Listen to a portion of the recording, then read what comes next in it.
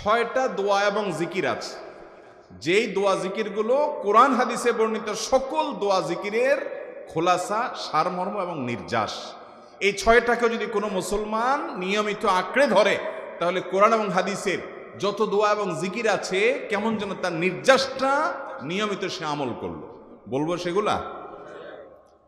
এই 6টা দোয়া এবং জিকিরের মধ্যে সর্বপ্রথম হলো নবী করিম সাল্লাল্লাহু আলাইহি সাল্লামের প্রতি দুরূদ প্রেরণ করা। নবীজি সাল্লাল্লাহু আলাইহি সাল্লামের প্রতি দুরূদ প্রেরণ করার আমল এরকম আমল, আপনি যদি সারা দিনে শুধুমাত্র নবীজির প্রতি দুরূদ প্রেরণ করার আমলটাই জিকির হিসাবে সবচেয়ে বেশি করেন, দোয়া হিসাবে যদি এটাই আপনি সারাদিন করতে থাকেন, তো আপনার জন্য যথেষ্ট হবে, আল্লাহর কাছে আর কিছু না চাইলেও চলবে। দুরূদ মানে হলো নবীজির জন্য দোয়া করা। ভাই, আল্লাহ তার হাবিবকে রহম করবেন, আপনার আমার দোয়ার দিকে আল্লাহর তাকানোর কোনো ঠেকা আছে? নবীজি কি আমাদের দোয়ার কোনো মুখাপেক্ষী? কিন্তু আমরা তার জন্য দোয়া করলে ওই চান্সে আল্লাহ তাআলা আমাদের প্রতি অনুগ্রহ করবেন। একবার না, আপনি নবীজির প্রতি একবার রহমতের দোয়া করবেন, একবার দুরূদ পাঠ করবেন। মান সাল্লা আলাইয়া মাররাতান সাল্লাল্লাহু আলাইহি আশারা, নবীজি সাল্লাল্লাহু আলাইহি সাল্লাম বলেছেন, একবার আমার জন্য তোমরা দোয়া করলে, আমার প্রতি দুরূদ পাঠ করলে, আল্লাহ তাআলা তোমাদের জীবনে 10 বার 10 জায়গায় 10 টাইমস তোমাদের উপরে আল্লাহ তাআলা অনুগ্রহ করবেন। আপনি টেরও পাবেন না কত জায়গায় আল্লাহ অনুগ্রহ করেছেন। আল্লাহ বাঁচাই দিয়েছেন, একটুর জন্য শেষ হয়ে যান নাই। ওই যে দুরূদ পড়ছেন, আল্লাহ তাআলা রক্ষা করছে, আপনি খবরও নাই। আল্লাহ তাআলা আপনার প্রতি বিশাল একটা দান করছে, আপনি লক্ষ্য করেন নাই। ওই যে দুরূদ পড়ছেন একবার, 10 বার রহমত হবে। এভাবে যত দুরূদ পড়বে সে তত রহমত এবং অনুগ্রহ পাবে। বেশি করে পাঠ করবো তো ইনশাআল্লাহ। সবচেয়ে শ্রেষ্ঠ দুরূদ, সবচেয়ে উত্তম দুরূদ হলো দুরূদ ইব্রাহিম, যেটা নামাজে পড়েন। আর সবচেয়ে সংক্ষিপ্ত দুরূদ হলো সাল্লাল্লাহু আলাইহি ওয়াসাল্লাম। এছাড়া নবীজির প্রতি দোয়ামূলক যে কোনো দুরূদই আল্লাহর কাছে গ্রহণযোগ্য হতে পারে, যদি দুরূদের অর্থের মধ্যে, কথা বলার মধ্যে খারাপ কিছু না থাকে। 6টা দোয়া হলো কোরআন হাদিসের শত শত সহস্র দোয়ার নির্যাস এবং খোলাসা। তার 1 নম্বর হলো দুরূদের আমল। করবো না বেশি বেশি ইনশাআল্লাহ। আমার জীবনে বহুবার এমন হয়েছে, বহুবার এমন এমন বিপদ যে দেয়ালে পিঠ ঠেকে গেছে, এখান থেকে উদ্ধারের কোনো পথ আর চোখের সামনে দেখা যাচ্ছে না। আমি এই আমলটি, এর পাশাপাশি ইস্তেগফারের আমল, যেটা 2 নম্বরে বলবো আমি, এই 2টি আমল কন্টিনিউয়াসলি করে গেছি, হরদম প্রতি নিঃশ্বাসে নিঃশ্বাসে, বাস টয়লেটের টাইম বাদে বাকি ফুল টাইম এটা দুরূদ এবং ইস্তেগফার অব্যাহত রাখছি। আল্লাহ তাআলা এমন ভাবে অলৌকিকভাবে উদ্ধার করেছেন যে আমার কল্পনায়ও আসে না যে এখান থেকে এভাবে হেল্প হতে পারে। ভাইরা আমার অভিজ্ঞতার 2 পয়সার কোনো মূল্য নাই। আমার অভিজ্ঞতা কি আসলো না আসলো এটাতে কিছু আসা যায় নাই। রহমাতুল লিল আলামিন আল্লাহর রাসূল, আল্লাহর নবী ওয়াদা করেছেন যে আপনার পেরেশানি দূর হবেই হবে ইনশাআল্লাহ। অতএব দুরূদের আমল বেশি বেশি করবো না ইনশাআল্লাহ। নাম্বার 2, ইস্তেগফার। এটাও বেশি বেশি করতে হবে, কারণ ইস্তেগফার সম্পর্কে কোন কোন হাদিসের ভাষ্যের মধ্যে মান লাজিমাল ইস্তেগফার ভাষ্য এসেছে, অর্থাৎ যে ব্যক্তি ইস্তেগফারকে আঁকড়ে ধরবে, এটাকে কন্টিনিউয়াসলি করবে, ইস্তেগফার কখনো ছাড়বে না, সবসময় তার মধ্যে ইস্তেগফার অব্যাহত থাকবে, ওই ব্যক্তিকে আল্লাহ রাব্বুল আলামিন বিভিন্ন পেরেশানি থেকে সারপ্রাইজড হওয়ার মতো এমন এমন পথ বের করে দিবে যে সে চিন্তাও করে নাই। তার পেরেশানি থেকে মুক্তির পথ আল্লাহ তাআলা দেখায় দিবেন। ইস্তেগফার কিভাবে করবেন ভাই? ইস্তেগফার এমন একটা আমল, এটা ছাড়া তো আমাদের উপায় নাই ভাই। ইস্তেগফার আমাদের দুনিয়ার পেরেশানি দূর করবে, আখিরাতের পেরেশানি দূর করবে। রুটি রুজি নাই, চাকরি নাই, ইনকাম নাই, ব্যবসা খারাপ যাচ্ছে, পেরেশানি হচ্ছে, ইস্তেগফার ধরো, কি হবে? 1 নম্বর লাভ হলো আল্লাহ মাফ করে দিবেন গুনাহ। ইউরসিলিস সামা আলাইকুম মিদরারা, যাতে ফসল ভালো হয়, রিজিক ভালো হয়, সেই ব্যবস্থা আল্লাহ করবেন। ওয়ায়ুমদিদুকুম বিআমওয়ালিন ওয়া বানিন, ছেলে মেয়ে হয় না অথবা ভালো ছেলে মেয়ে নাই, আল্লাহ তাআলা নেক সন্তান দিয়ে তোমাকে শক্তিশালী করবেন, সম্পদ দিয়ে শক্তিশালী করবেন। ওয়াজআল লাকুম জান্নাতি ওয়াজআল লাকুম আনহারা, আল্লাহ তাআলা প্রসবন দিবেন, ফসল দিবেন, বরকত দিবেন রুজিতে। কিসের মাধ্যমে? ইস্তেগফার দেন। ভাইরা আমার, ইস্তেগফার সকল সমস্যার সমাধান। ইস্তেগফারের ভিতরে সবচেয়ে শ্রেষ্ঠ ইস্তেগফার হলো সাইয়্যিদুল ইস্তেগফার। সাইয়্যিদুল ইস্তেগফারটা যদি মুখস্থ না পারেন, অন্তত লিখিত ভার্সনটা পড়েন। সাইয়্যিদুল ইস্তিগফারের যে অর্থ, এটার যে মর্ম বড় হৃদয়গ্রাহী ভাই, বড় মর্মস্পর্শী। ইমানদার এটার অর্থের দিকে তাকায় যদি পড়ে তো তার অন্তর না গলে পারে না। ভাইরা আমার, অর্থের দিকে লক্ষ্য করে করে মর্মটা বুঝে বুঝে একটু সাইয়্যিদুল ইস্তিগফার পড়েন। লেখা দেখে দেখে পড়েন, ইউটিউব থেকে দেখে দেখে পড়েন, কিন্তু পড়েন। এটা হলো বড় ইস্তিগফার। এত বড় ইস্তিগফার পড়তে পারেন না, কোনো পেরেশানি নেই, কোনো অসুবিধা নেই। সবচেয়ে ছোট ইস্তিগফার হলো আস্তাগফিরুল্লাহ, আস্তাগফিরুল্লাহ, আস্তাগফিরুল্লাহ। আল্লাহ আপনার কাছে ক্ষমা চাই, কত ভুল হয়ে যায়, কত অন্যায় হয়ে যায়। ভাইরা আমার, এটা হলো রিমুভার। ভুল করে কিছু লিখছেন, রিমুভ করে ফেলছেন, শেষ হয়ে গেছে। আপনি ঘন ঘন ইস্তিগফার পড়তে থাকেন, অগণিত ভুল হয়, অগণিত ত্রুটি হয়, বারবার ইস্তিগফার এগুলোকে সবগুলোকে শেষ করে দেয়। ভাইরা আমার, নিরাপত্তা এনে দেয়। আল্লাহ কোরআনে কারিমে বলেছেন যে আপনার রব আপনার কওমের প্রতি আযাব নাজিল করবেন না যদি আপনি থাকেন। আর যদি তারা ইস্তিগফারে রত রাখে তাহলে গণ আযাব আল্লাহর পক্ষ থেকে আসবে। আরেকটা ইস্তিগফার হাদিসে বর্ণিত, আস্তাগফিরুল্লাহাল্লাযী লা ইলাহা ইল্লা হুয়াল হাইয়ুল কাইয়্যুম ওয়া আতুবু ইলাইহি ওয়া লা হাওলা ওয়া লা কুওয়াতা ইল্লা বিল্লাহ। এটাও ইস্তিগফার।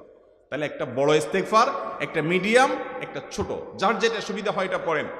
নাম্বার 3, এটা আমাদের বেশিরভাগ মানুষ জীবনে হয়তো শুনেনও নাই, অনেকে হয়তো শুনছেন, আমল করা হয় না।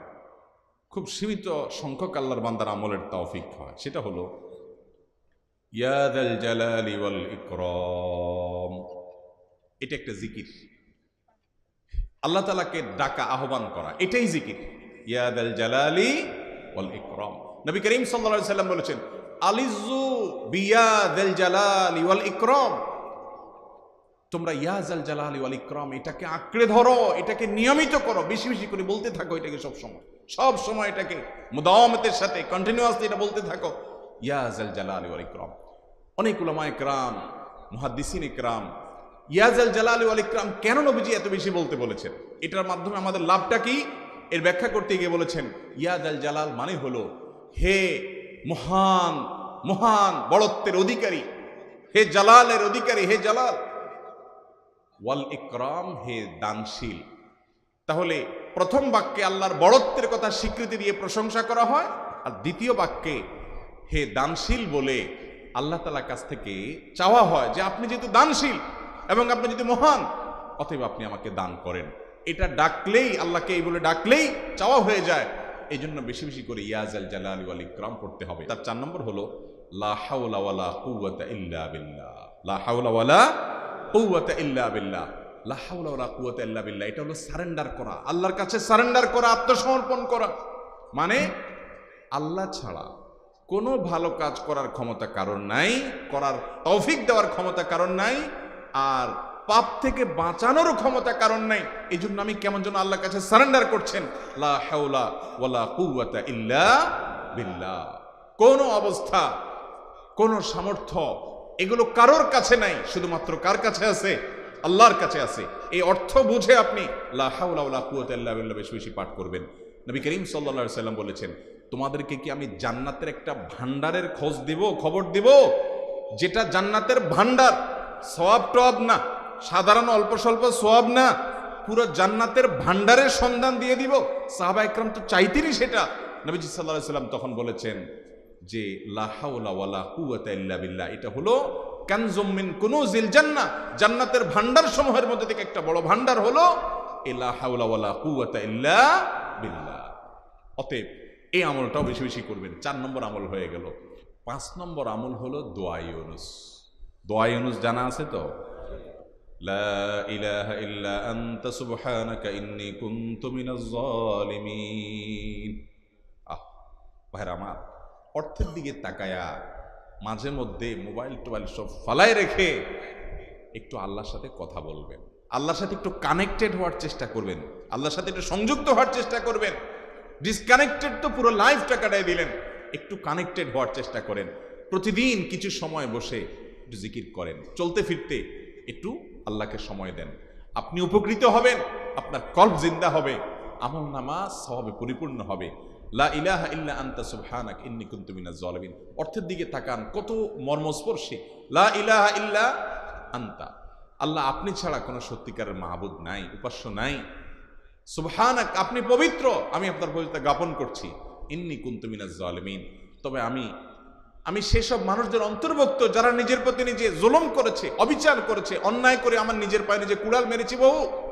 এই বাক্য পাঠ করার পর ইউনূস আলাইহিস সালামকে শুধু রক্ষা করেছেন আল্লাহ তাই নয়, আল্লাহ বলেছেন একইভাবে তাকে যেরকম রক্ষা করেছি, এই বাক্য যদি কেউ পড়ার মতো পড়ে, হক আদায় করে পড়ে, মনের গভীর থেকে পড়ে, মর্ম উপলব্ধি করে পড়ে, নিয়মিত পড়ে, ওয়াকাযালিকা নুনজিল মুমিনিন, ঈমানদারদেরকে আমি রক্ষা করে দেবো এভাবে। ভাইরা আমার, আমরা বিপদ আপদে পড়লে হুজুরদের কাছে চলে যায় দোয়ার জন্য। অনেকে মাজারে চলে যায়, সেখানে মানত করে, টাকা পয়সা দেয় বিপদ উদ্ধার করার জন্য। কপাল পড়া জানে না ও কার গোলাম, ও আরশে আজিমের মালিকের গোলাম, তার সাথে ডাইরেক্ট কানেক্টেড হওয়ার সুযোগ আছে, শুধু ইউজ করলেই হয়, সুজ দিলেই হয়। কপাল পড়া জানে না, ডানে বামে গিয়ে নিজের আমল বরবাদ করে, ইমান বরবাদ করে, তাওহীদ নষ্ট করে। ভাইরা আমার, তাহলে যে কোনো সমস্যা ফিল করি অথবা স্বাভাবিক অবস্থাতে দোয়া ইউনূস পাঠ করব। 6 নম্বর হলো সুবহানাল্লাহ, আলহামদুলিল্লাহ, লা ইলাহা ইল্লাল্লাহ, আল্লাহু আকবার। এই বাক্যগুলো দেখবেন ঘুরে ফিরে নবী করিম সাল্লাল্লাহু আলাইহি ওয়াসাল্লাম সারাদিন পড়তেন। 5 ওয়াক্ত নামাজের পরে 33 বার দেখবেন। আবার দেখবেন সকাল সন্ধ্যায় সুবহানাল্লাহি ওয়া বিহামদিহি 100 বার, সুবহানাল্লাহি ওয়াল হামদুলিল্লাহি আল্লাহু আকবার 100 বার। আবার এগুলো মাঝে মধ্যে 10 বার, রাতে শোয়ার সময় 33, 34 বার। বিভিন্ন সময় দেখবেন ঘুরে ফিরে এই সুবহানাল্লাহ, আলহামদুলিল্লাহ, লা ইলাহা ইল্লাল্লাহ, আল্লাহু আকবার, এগুলো একটা মিজানের পাল্লাকে পরিপূর্ণ করে দেয়। কোনোটা আসমান এবং জমিনের মধ্যবর্তী জায়গায় সওয়াব দিয়ে পরিপূর্ণ করে দেয়। এত বেশি ফজিলতপূর্ণ জিকির। এই জন্য পুরো কোরআন হাদিসের দোয়া এবং জিকিরের নির্যাসের শেষ এবং 6 নম্বর হলো বেশি বেশি করে দিন রাত 24 ঘন্টা যখন সুযোগ পাবেন, যেখানে যেখানে হাদিসে যে সংখ্যা বলা আছে ওটাতে করবেনই, ওর বাইরেও বেশি বেশি করে সুবহানাল্লাহ, আলহামদুলিল্লাহ, লা ইলাহা ইল্লাল্লাহ, আল্লাহু আকবার বেশি বেশি করবো না ইনশাআল্লাহ? নিয়মিত করবো তো ইনশাআল্লাহ? আল্লাহ আমাকে আপনাকে আমাদের সবাইকে আমল করার তৌফিক দান করুন।